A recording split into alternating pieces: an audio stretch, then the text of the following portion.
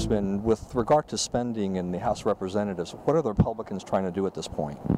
Well, we're trying to slow down all this borrowing and spending, borrowing it for programs we don't need with money we don't have.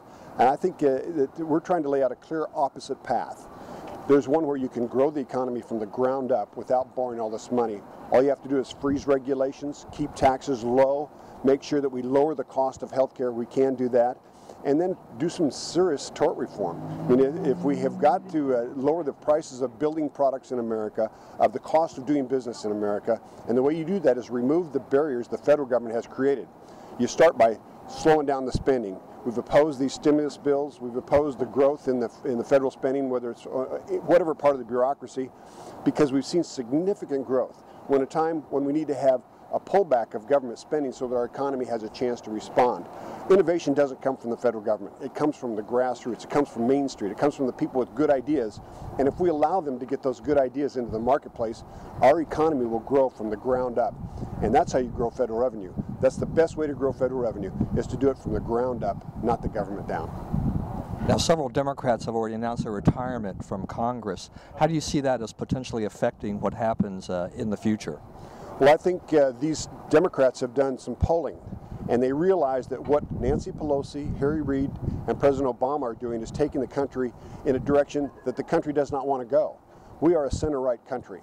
We believe in freedom. We're losing freedom through the legislation they're passing.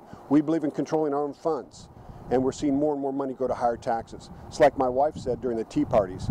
We work hard for our money. We want to keep our money. So, Mr. Obama, you keep the change. And that's the way I think we see, as far as Americans, that's the way I think we're looking at this right now, is we want to keep this money and start the economy growing by our own control, by our choices. The free market has a built-in wisdom to it.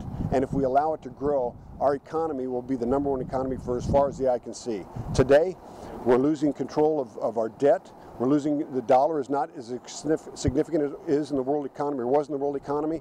I mean, these things are all paralyzing the future for our kids.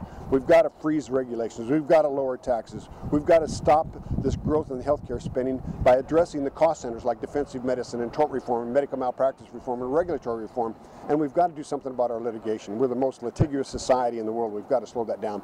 If we're willing to do those things, we'll see our economy grow, and as a result, the federal government's revenue will grow. That's the best way to get a balanced budget, by growing the economy from the ground up and enjoying the fruits of a stronger economy by having higher federal revenue.